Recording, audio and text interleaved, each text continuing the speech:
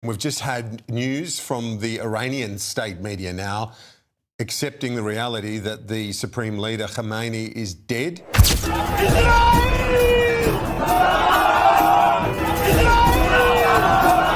May mga pagkakataon na ang isang bansa ay biglang nahaharap sa matinding pagbabago. Sa loob lang ng maikling panahon, pwedeng mabago ang takbo ng pamahalaan, ang balanse ng kapangyarihan at ang direksyon ng mga kalapit na bansa. Kapag nangyari ito, hindi lang mga lider ang apektado. Damay ang mga mamamayan, ang ekonomiya at ang ugnayan ng bansa sa iba pang panig ng mundo. Ngayon, isang ganitong sitwasyon ang kinakaharap ng Iran. Maraming tanong ang lumilitaw at maraming posibilidad ang nakataya. Pero bago natin ipagpatuloy, i-like naman ng video na ito. Malaking bagay na ito sa aming mga content creators. Maraming salamat po. Sa ngayon, may malaking pagbabagong nangyayari sa Iran. Ayon sa mga ulat, humaharap ang bansa sa isang kritikal na sitwasyon. Sa maraming lungsod, may mga tao raw na lumalabas sa kalsada at nagpapakita ng matinding emosyon matapos ang balitang bumagsak ang isang pamahalaang tumagal ng 46 years. Para sa ilan, ito na ang katapusan ng isang sistemang matagal nilang naranasang mahigpit at puno ng takot. Sa gitna ng mga sigawan at pagwagayway ng bandila, may iba ring tahimik na nagmamasid mula sa kanilang mga bahay. May mga pamilya na nag-aalala kung ano ang mangyayari sa kanilang trabaho, sa presyo ng mga bilihin at sa kinabukasan ng kanilang mga anak. Habang ang ilan ay umaasa sa isang bagong simula, ang iba naman ay natatakot na baka mas lumala pa ang sitwasyon bago ito tuluyang gumaan. May mga paaralan at tindahan ng pansamantalang nagsara habang hinihintay ang susunod na balita. Ang iba ay nag-iimbak ng pagkain at pangunahing pangangailangan bilang paghahanda kung sakaling tumagal ang kaguluhan. Sa ganitong panahon, hindi madaling malaman kung alin ang dapat ipagdiwang at alin ang dapat ikabahala.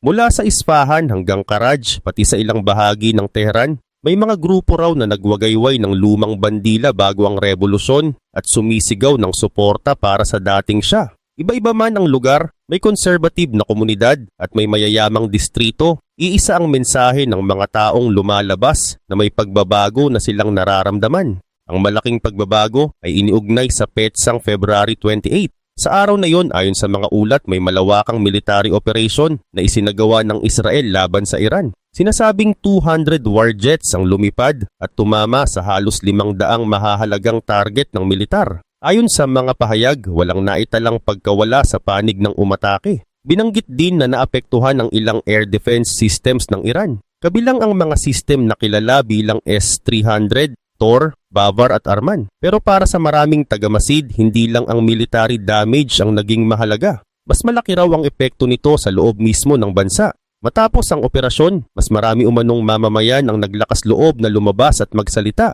May mga sumigaw ng suporta para sa dating Shah at nagdeklara na tapos na ang kasalukuyang sistema. Sa gitna ng tensyon, naglabas ng pahayag sina Donald Trump at Benjamin Netanyahu. Ayon kay Donald Trump, ang sabayang operasyon ay direktang tumama sa nerve center ng pamahalaan ng Iran. Ayon naman kay Benjamin Netanyahu, may mga senyales na wala na si Ali Khamenei. Ang target umano ay ang Beit Rabari Complex, kung saan naroon ang tirahan ng Supreme Leader na 86 years old. Lumabas din ang mga satellite image at thermal data na sinasabing nagpakita ng makapal na usok at nasirang bahagi ng gusali sa mismong lokasyon ng leadership compound. Sa mga sumunod na oras, kumalat ang balitang nagbago ang sitwasyon sa loob ng Tehran. Sa madaling araw ng March 1, inanunsyo ng Iranian State Television ang pagkamatay ni Supreme Leader Ali Khamenei. We've just had news from the Iranian state media now accepting the reality that the Supreme Leader Khamenei is dead. Nagdeklara ang pamahalaan ng 40 days na official mourning.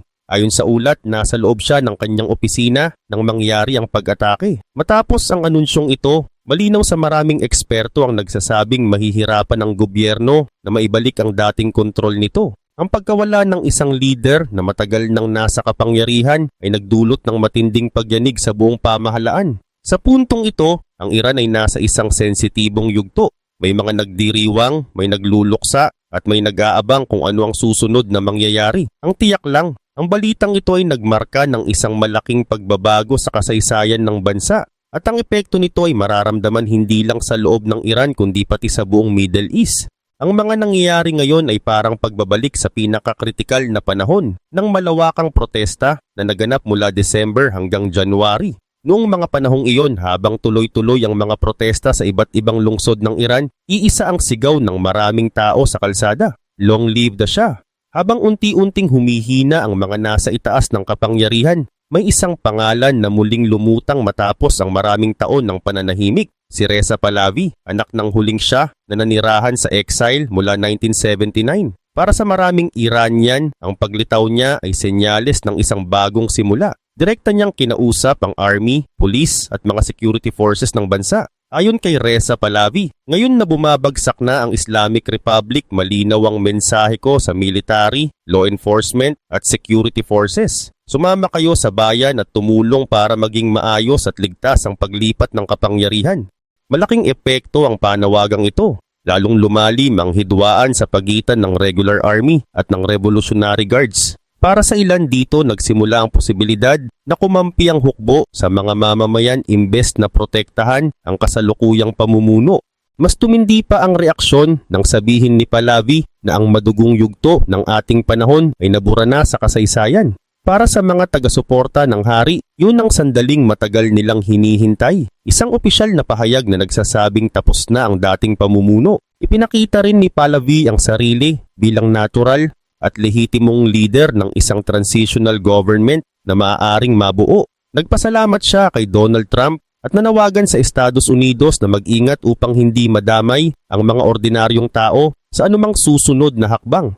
Dahil dito mas tumibay ang imahe niya bilang bagong muka ng Iran sa buong mundo. Malinaw din ang naging sagot ng publiko. Sa mga lansangan ng Tehran, mabilis kumalat ang mga sigaw na Pahlavi at "Long live the Shah." Kapansin-pansin na maraming kabataan ang sumuporta sa mga mensaheng ito. Para sa mga naghahangad ng pagbabago, naging simbolo ito ng panibagong pag-asa. Kahit may internet blackouts, naghahanap ng paraan ang mga nagpoprotesta. Gumamit sila ng Starlink connections at VPN networks para maipakita sa mundo ang kanilang determinasyon. Hindi nila hinayaang maputol ang komunikasyon. Sa puntong ito, tila handa ang entablado para sa pagdating ni Pahlavi. Marami sa mga mamamayan ang matagal ng hirap sa bumagsak na ekonomiya, sa pera na halos wala ng halaga at sa mga taon ng kakulangan. Para sa kanila, kakaunti na lang ang pagpipilian. Ang sitwasyon sa lupa mismo ang nagtutulak sa kanila na suportahan ang isang bagong direksyon para sa bansa. Sa gitna ng mabilis na pagbabago, malinaw na dalawang direksyon ang nakikita ng marami. Maaring bumalik ang Shah sa anyo ni Reza Pahlavi o kaya naman ay magpatuloy ang Tehran gamit ang natitirang lakas ng humihinang pamahalaan. Pero hindi lang iisang grupo ang kumikilos. Habang lumalakas ang pangalan ni Pahlavi, may iba ring naglatag ng sariling plano. Si Maryam Rahavi, leader ng National Council of Resistance of Iran, nanawagan siya ng isang demokratikong pamahalaan at tumutol sa pagbabalik ng paghahari. Ayon kay Maryam Rahavi, tinatanggihan namin ang parehong Shah at ang mga mullah. Ang pahayag na ito ang unang malinaw na senyales na may hindi pagkakasundo sa hanay ng mga kumukontra sa gobyerno. Ibig sabihin, may karibal na si Reza Pahlavi sa laban para sa hinaharap ng Iran. Habang nangyayari ito, kapansin-pansin ang katahimikan at kalituhan sa loob ng natitirang pamahalaan sa Tehran matapos ang pag-atake. Ayon kay Iranian Foreign Ministry spokesman Nasser Kanaani, wala ako sa posisyon para kumpirmahin ang anumang impormasyon. Ang ganitong sagot ay nagpapakita kung gaano kalala ang pagkaparalisa ng Estado sa pinakamataas na antas. Hindi lang kasi iisang tao ang tinamaan. Ayon sa mga ulat, hindi lang si Ali Khamenei ang target kundi pati ang mga pinakamalalapit niyang kaalyado. Sa loob ng 24 hours, sinasabing nabasag ang political, military at intelligence backbone ng bansa. Lumabas ang listahan ng mga nasawi na ibinahagi ng Israel Defense Forces. Kabilang umano rito si Mohammad Pakpour, commander ng Revolutionary Guard Ground Forces, si Defense Minister Aziz Nasirzadeh, at si Ali Shamkhani na malapit na advisor ni Khamenei.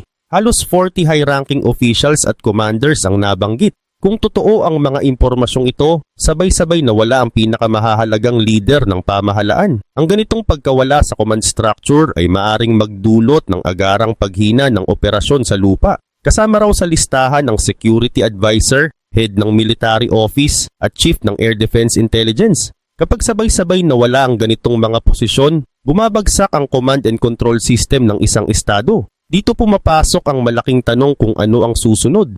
Isang posibleng mangyari na manatili lang ang mas mahinang bersyon ng dating pamahalaan, pero mas magiging matindi at mas agresibo ang direksyon nito. Sa ganitong sitwasyon, maaring magsimula ang power struggle sa loob mismo ng IRGC. Maaring mag-agawan ng kapangyarihan ang mga grupo sa loob nito. Maaring magdulot ito ng ilang buwang kaguluhan, pagtaas o pagbaba ng presyo ng enerhiya at dagdag na mga protesta.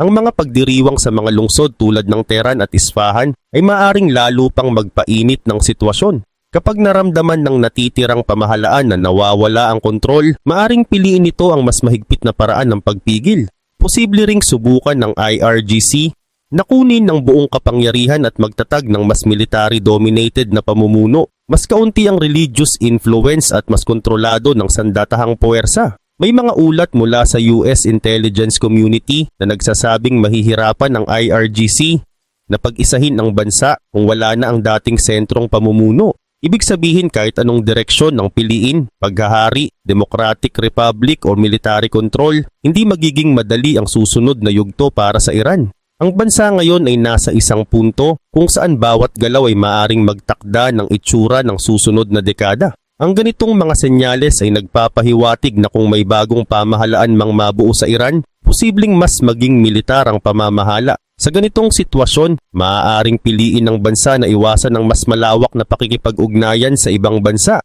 maghanap ng mga kasunduang pang-ekonomiya para makaiwas sa parusa at bawasan ang suporta sa mga kaalyadong grupo sa rehiyon. Pero kahit gawin ito, nananatiling may panganib ng panloob na digmaan sa mas mahabang panahon. May mas positibong posibilidad din. Kung tuluyang bumagsak ang gobyerno dahil sa malawakang protesta ng mga tao, ang mga pagdiriwang matapos ang pagkamatay ni Ali Khamenei ay maaaring maging organisadong kilusan. Kapag pinakinggan ng security forces ang panawagan ng mga personalidad tulad ni Reza Pahlavi at lumipat sila ng panig, maaaring magsimula ang isang democratic transition. May mga ulat na sinasabing hinihikayat ito ng mga pangakong immunity mula sa Estados Unidos para sa ilang opisyal. Pero kahit mangyari ito, hindi pa rin mawawala ang kaguluhan dahil wala pang malinaw at organisadong pamumunong handang pumalit agad. Pinakadelikado ang senaryong tuluyang bumagsak ang estado at magpatuloy ang kawalan ng direksyon. Sa puntong iyon, maaaring sumiklab ang tensyon sa pagitan ng iba't ibang ethnic at regional groups. Kapag nangyari iyon, maaaring maging bukas ang Iran sa pakikialam ng mga karatig bansa. Posible itong magdulot ng mas mahabang gulo sa buong Middle East. Ang isyu ng nuclear facilities at ang posibleng pagtatayo muli ng mga ito ay maaring magdala ng mas matinding pakikialam ng ibang bansa.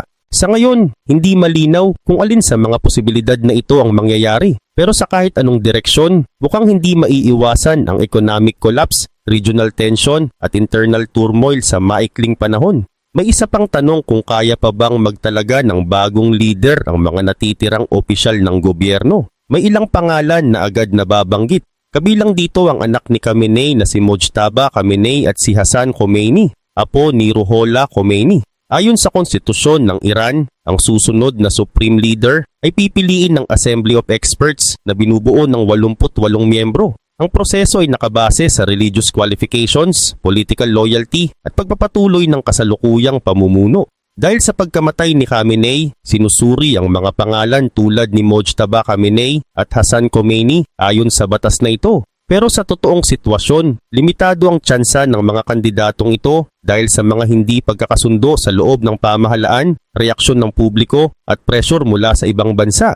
Tingnan natin si Mojtaba Khamenei. Ipinanganak siya noong 1969 at siya ang ikalawang anak ni Ali Khamenei. Kilala siya bilang isa sa mga tahimik ngunit may malaking impluwensya sa likod ng pamahalaan. Natapos niya ang religious education sa QOM ngunit wala siyang opisyal na mataas na titulo. Sa halip, malaki ang impluwensya niya sa loob ng Office of the Supreme Leader. Sinasabing may papel siya sa intelligence operations, may impluwensya siya sa pagtalaga ng mga opisyal sa loob ng IRGC at bahagi ng inner circle ng kanyang ama. Kilala siya bilang hardline conservative at sumusuporta sa anti-Western policies at sa tinatawag na axis of resistance. Matagal nang may usap-usapan na isa siya sa mga posibleng tagapagmana ng posisyon. May mga ulat na naging aktibo siya sa decision-making nung nagkaroon ng problema sa kalusugan si Ali Khamenei. May ilang media report na nagbanggit pa nga na maaaring siya na ang naitalaga bilang bagong leader, bagamat wala pang malinaw at opisyal na kumpirmasyon. Sa ganitong kalagayan, malinaw na hindi lang iisang direksyon ang pwedeng tahakin ng Iran. Ang susunod na hakbang ay hindi lang usapin ng pangalan, kundi ng balanse ng kapangyarihan sa loob at labas ng bansa. Maaaring suportahan si Mojtaba Khamenei ng mas mahigpit na grupo sa gobyerno. Nakikita siya ng ilan bilang taong magpapatuloy sa linya at pananaw ng kanyang ama. Sa panahon ng krisis o digmaan, maaaring gamitin ng ideya ng urgent transition para mahikayat ang Assembly of Experts na pumili ng leader na kilala na sa loob ng sistema. Pero hanggang ngayon wala pang malinaw at opisyal na pahayag na nagsasabing siya na nga ang susunod. Ang pinakamalaking hamon ni Mojtaba ay ang imahe ng family succession. Ang Iranian Revolution noong 1979 ay malinaw na laban sa paghahari. Si Ruhollah Khomeini mismo ay tumutol sa ideya ng pamumunong namamana sa pamilya. Dahil dito, kung anak ng kasalukuyang leader ang papalit, maaring magalit ang maraming tao. Para sa ilan, parang pagbabalik ito sa sistemang tinutulan noon. Ngayon naman, tingnan natin ang isa pang pangalan, si Hassan Khomeini. Ipinanganak siya noong 1972 at tapos siya ni Ruhollah Khomeini, ang nagtatag ng Islamic Republic. Nakapag-aral siya ng Religious Studies sa Qom at may titulo siyang Ayatollah. Kilala siya bilang may mas makabagong pananaw. Sinasabi na suportado niya ang women's rights, economic liberalization at mas maayos na ugnayan sa West. Noon, tinangka niyang tumakbo sa mas mataas na posisyon pero hindi ito pinayagan. Gayunpaman, may malaking kahulugan ang apelyido niya dahil dala niya ang pangalan ng nagtatag ng revolusyon. Para sa ilan, siya ang kumakatawan sa orihinal na diwa ng revolusyon. Kung magpapatuloy ang mga pagdiriwang at lalakas ang mga kumukontra sa gobyerno, maaaring magbukas ito ng daan para sa isang leader na mas bukas sa pagbabago. May mga taga-suporta raw siya sa loob ng Assembly of Experts at maaaring siya ang maging pansamantalang leader na pagkakasunduan matapos ang digmaan. Pero hindi rin madali ang landas niya. Itinuturing siya ng mga hardline conservative na masyadong moderate. Tinitingnan din siya ng IRGC at ng mga korte bilang posibleng banta. May mga nagsasabing mas pinaluluwag niya ang mahigpit na paninindigan ng kanyang lolo. Sa kasalukuyang pamumuno, mababa ang tsansa niya, maliban na lang kung magkaroon ng malaking pagbabago sa hanay ng militar. Sa madaling salita, may posibilidad ang dalawang pangalan pero parehong may mabigat na balakid. Kung si Mojtaba ang mapili, malamang mas titindi at mas hihigpit ang pamahalaan. Kung si Hassan naman, maaring pumasok ang ilang pagbabago pero sa ngayon, nangingibabaw ang kawalan ng katiyakan. May iba pang pangalan na binabanggit tulad ni Judiciary Chief Gholam Hossein Mohseni Ejei at dating Parliament Speaker Ali Larijani. Ang mga pangyayari matapos ang pag-atake at ang tuloy-tuloy na protesta sa loob ng bansa ay tiyak na makakaapekto sa pagpili ng susunod na leader. Bukod pa rito, may isa pang mahalagang usapin, ang mga proxy forces ng Iran sa rehiyon. Sa kasalukuyan, tila wala nang malinaw na namumuno sa Tehran. Kung wala ang dating malakas na leader, susunod pa ba ang mga grupong suportado ng gobyerno? Si Ali Khamenei ay kilala bilang mahigpit at matigas pero malaki ang impluwensya niya sa loob ng pamahalaan. Kahit hindi sumang-ayon ng ilan, bihira silang kumilos laban sa kanya. Ngayon na wala na siya, ang mga grupong tulad ng Hezbollah, ang Houthis at iba't ibang Shiite militia ay parang nawalan sila ng malinaw na pamumuno. Wala na ang dating direksyon at suporta mula sa Tehran. Ang paghina ng IRGC na nagsisilbing proteksyon at suporta ng mga grupong ito ay maaring magbago ng balanse ng kapangyarihan sa mga kalapit na bansa. Ang pressure na matagal nang nararamdaman ng Israel sa mga paligid nito ay maaring bumaba kung magpapatuloy ang kaguluhan sa utos at pamamahala. Gayunpaman, hindi ibig sabihin nito na dapat maging kampante ang Israel o ang Estados Unidos. Ang mga ganitong sitwasyon ay hindi laging diretso ang takbo. Sa panahon ng kakulangan sa malinaw na lider at kalituhan, maaring may hindi inaasahang kilos mula sa iba't ibang grupo. At sa lugar na matagal nang may tensyon, bawat hakbang ay may malaking epekto. Nagbabala ang maraming eksperto at military analyst na hindi pa tapos ang peligro. Ilang oras lang matapos ang unang pag-atake, nagsimula ang mga ganting hakbang na lalo pang nagpalala ng tensyon sa rehiyon. Ang susunod na mangyayari ay nakasalalay sa magiging tugon ng Iran sa sabayang operasyon ng Estados Unidos at Israel. Dahil sa pagguho ng sentrong pamumuno, tila wala ng ibang nakita ang natitirang istruktura kundi ang umatake sa paligid bilang huling hakbang. Ayon sa mga ulat, tumama ang Iran sa 8 magkakaibang bansa matapos ang mga unang pag-atake. Gumamit ito ng limitadong ballistic missiles na tumarget sa ilang early warning radars at pasilidad na may kaugnayan sa US bases sa Middle East. Para sa ilan, paraan ito para magmukhang malakas sa rehiyon kahit humihina na ang gobyerno. Pero dahil wala nang malinaw na leader, mas mukha itong desperadong galaw kaysa planadong hakbang. Isa sa mga pinaka-nakakabiglang insidente ang pag-atake sa Al Udeid base sa Qatar. Pagkatapos nito, itinaas ng US Central Command ang alert level sa pinakamataas na antas. Ipinahiwatig nito na maaaring targetin at sirain ang natitirang kakayahan ng militar ng Iran. Mas kapansin-pansin ng missile at drone strikes laban sa headquarters ng US Navy Fifth Fleet sa Bahrain. Ilang oras matapos ang balitang pagkamatay ni Ali Khamenei, nagpalipad umano ng ballistic missiles, cruise missiles at kamikaze drones tulad ng Shahed 136 patungo sa lokasyong ito. Tinamaan ng Fleet Service Center at agad na nag-deploy ng emergency response teams. May ilang high-rise residential buildings din ang naapektuhan. Idineklara ng pamahalaan ng Bahrain na ito ay paglabag sa kanilang kalayaan. Kasabay nito, may mga ulat din ng pagsabog malapit sa US bases sa Al Dhafra sa United Arab Emirates, pati sa Kuwait, Jordan at Saudi Arabia. Ipinakita ng mga pangyayaring ito na kahit mahina na ang kontrol, kaya pa ring magdulot ng gulo ang natitirang grupo. Nagkaroon din ng tensyon sa international waters. Lumabas ang balita na maaaring isinara ng mga natitirang elemento ng Revolutionary Guards ang Strait of Hormuz. Dahil dito pansamantalang nag-fluctuate ang global oil markets. Gayunpaman nananatili ang puwersang pandagat ng US sa lugar at ang regular na paglipad ng B-2 bombers. Kaya hindi ito naging pangmatagalang krisis. Sa panig ng Israel, naging mahalaga ang papel ng kanilang air defense systems. Malaking usapan ng tagumpay ng Arrow 3 anti-ballistic system na kayang wasakin ng mga ballistic missile habang nasa labas pa lang ng mundo.